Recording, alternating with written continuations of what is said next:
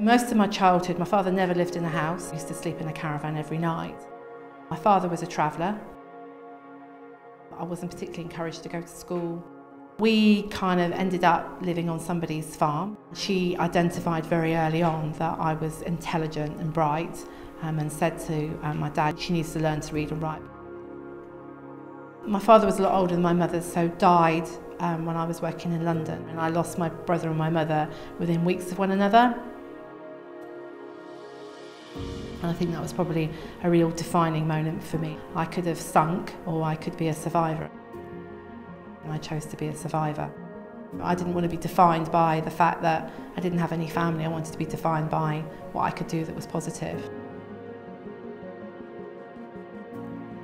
I became a prison visitor and used to go and visit people predominantly on quite long sentences. They were really worried about employment, and hearing those concerns and that worry that one day if I was ever in a position that I could have a business that would then kind of support offenders before they got released.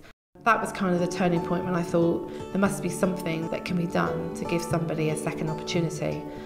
Coming here to the Café, it gives the opportunity to feel confident about engaging with members of the public. If you've been in prison for 10 years, you probably don't know what an iPhone is, you probably don't know about internet banking.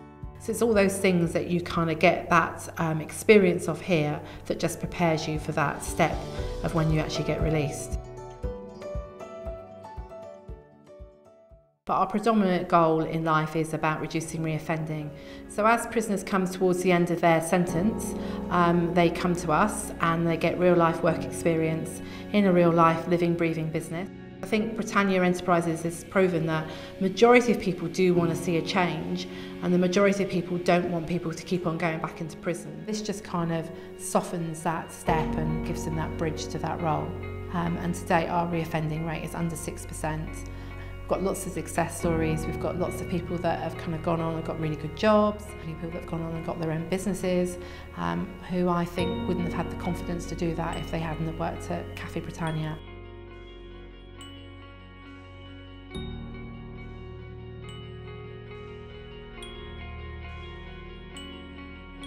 We employ in excess of 55 people. 25% of those people are ex-offenders.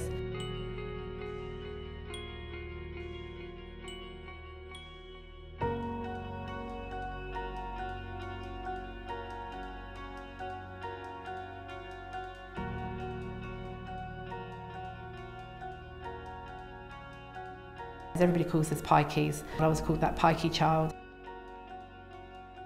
And I stood there and thought, well, you know, that pikey child hasn't done too badly.